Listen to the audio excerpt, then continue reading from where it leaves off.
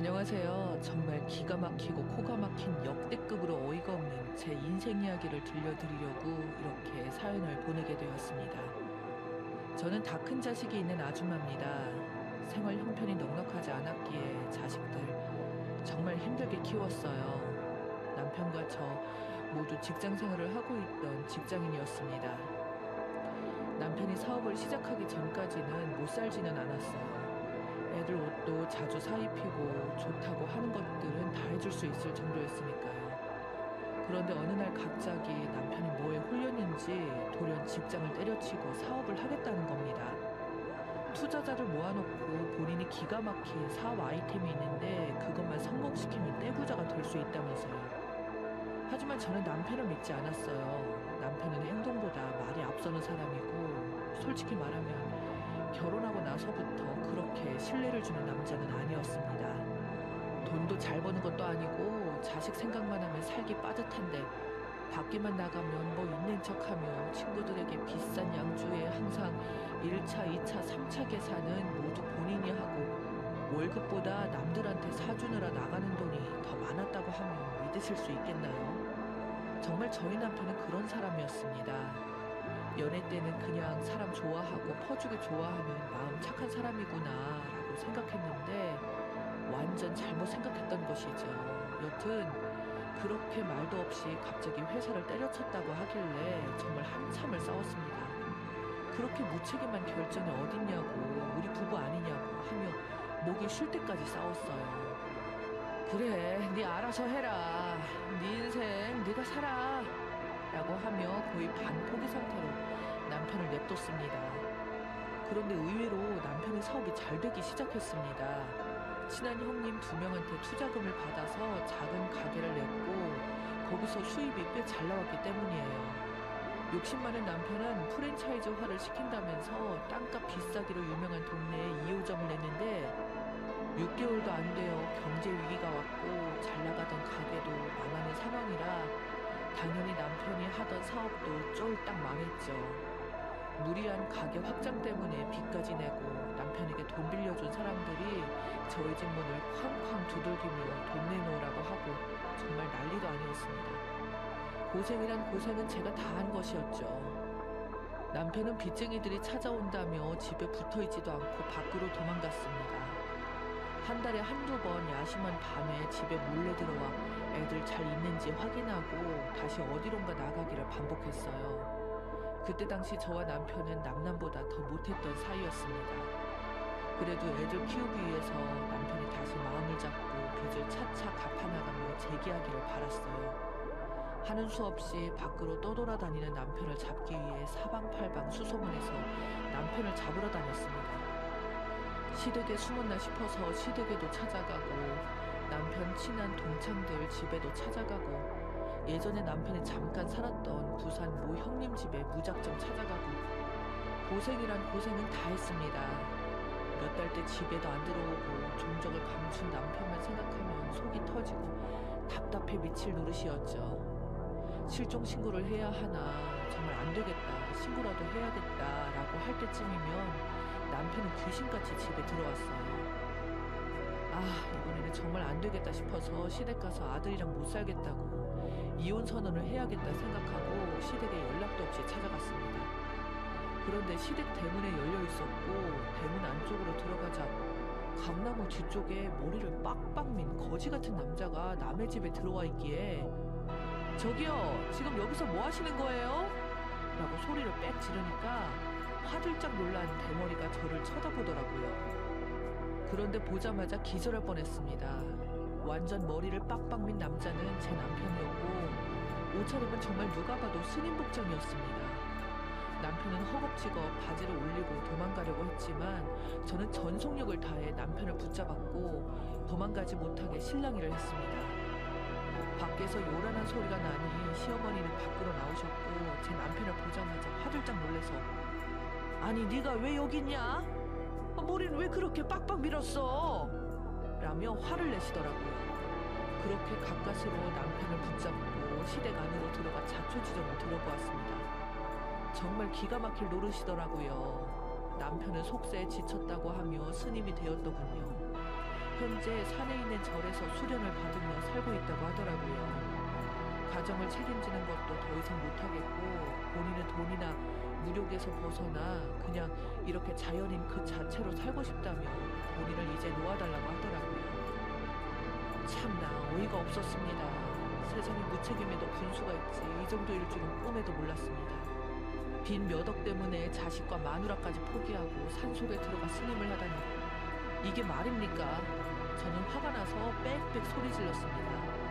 애들은 어떡할 거고 빚은 또 어떡할 거냐고 물으니 본인은 머리를 밀고 스님 생활을 하다 보면 빚쟁이들은 자연스럽게 본인을 잊을 거고 애들한테도 아빠 머리 떠났다고 하늘나라로 갔다고 거짓말을 하라네요.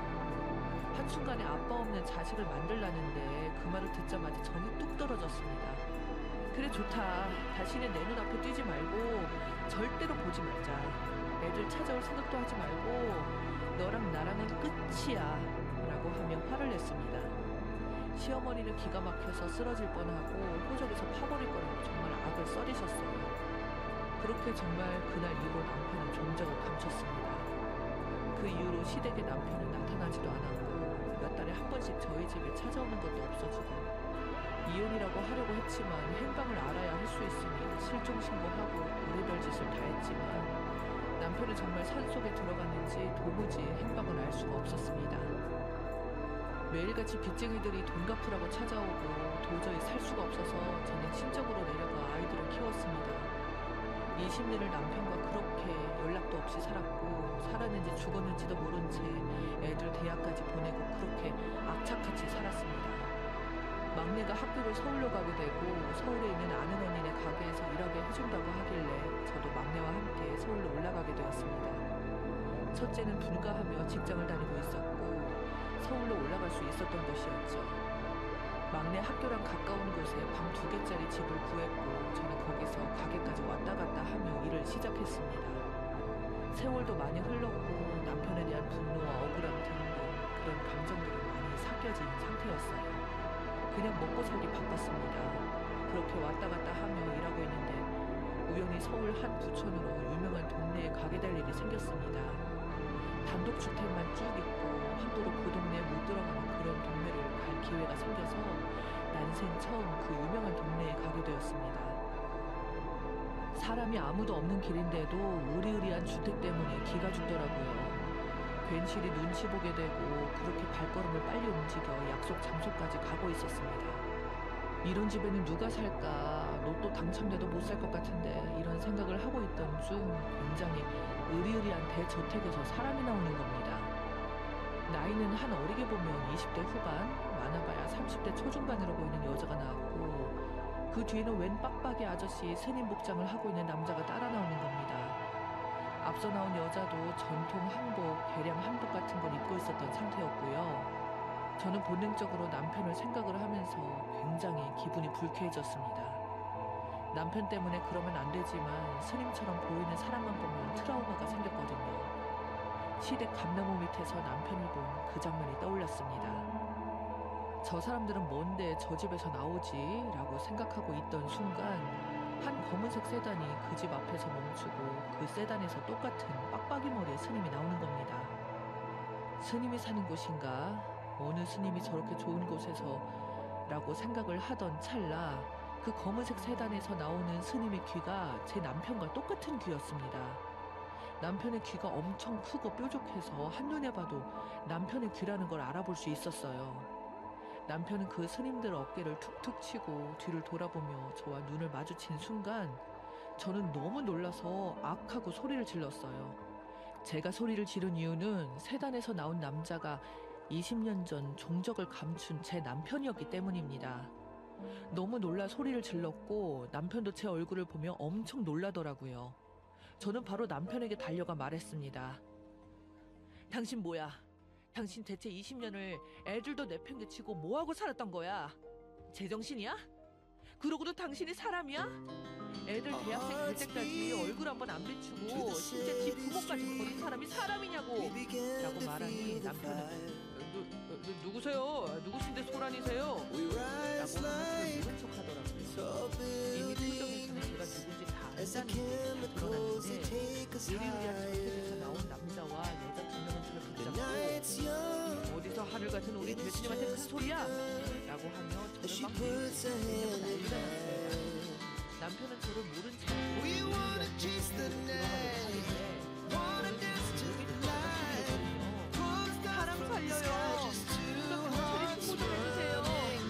20년 전 살았을 때 남편이 날 모른 척하네. 저 사람 잡아.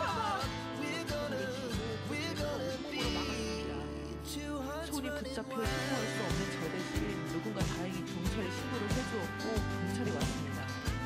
저는 경찰에게 말했어요. 수십 년 전 실종 신고한 남편을 찾았다. 내 핸드폰에 있던 사진들을 확인해봐라. 여기에도 사진도 있고 20년 전에 남편이랑 찍은 사진도 있다. 귀를 봐라. 이런 모양의 귀는 대한민국의 내 남편 딱 하나뿐이다. 목 뒤에 톡 튀어나온 점도 똑같다고 막 소리를 질렀습니다. 결국 남편이 진정하라고 진정하고 본인의 정체를 인정했고 동네에서 소리 지르는 남편이 저는 남편에게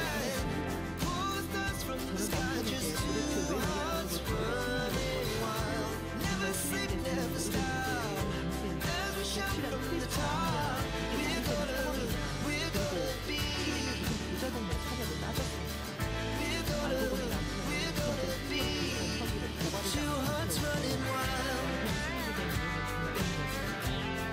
엄청나게 큰 소리에서 남편의 수명 행사를 하며 그 큰소리 들어오는 돌을 빼돌렸고 그 뒤에 사람들이 명령과 합동으로 작전했죠.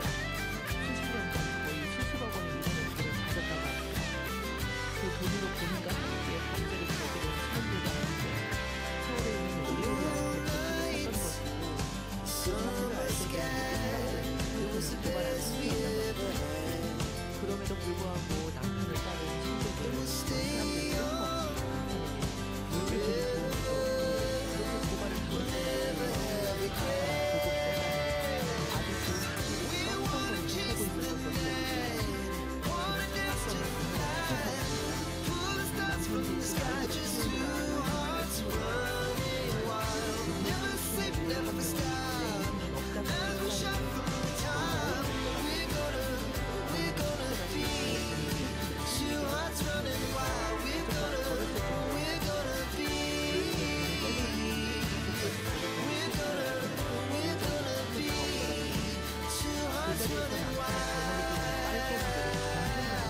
결국 경찰분들이 절 말리고 남편은 면목이 없어서 그런지 고개를 푹 숙이더라고요. 남편은 미안하다고 금전적으로 도움을 지금이라도 주겠다고 했지만 지나간 세월을 누가 보상해주나요? 저는 다 필요 없고 네 실체를 뒤지는 사람들한테 내가 낱낱이 잘 알려주겠어 라고 고래고래 소리를 질렀습니다. 그렇게 저는 서에서 나와 아이들에게 남편의 실체를 모두 말한 뒤 남편이 있었다는 절에 가서 남편의 실체가 담긴 전단지와 패킷을 들고 모두에게 이 사실을 알렸습니다.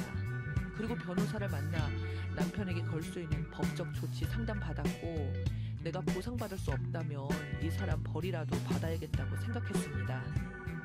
남편이 살던 그 으리으리한 대저택에서 남편의 실체가 담긴 현수막을 크게 걸어 동네에 얼굴도 못 들고 다니게 만들어줬습니다.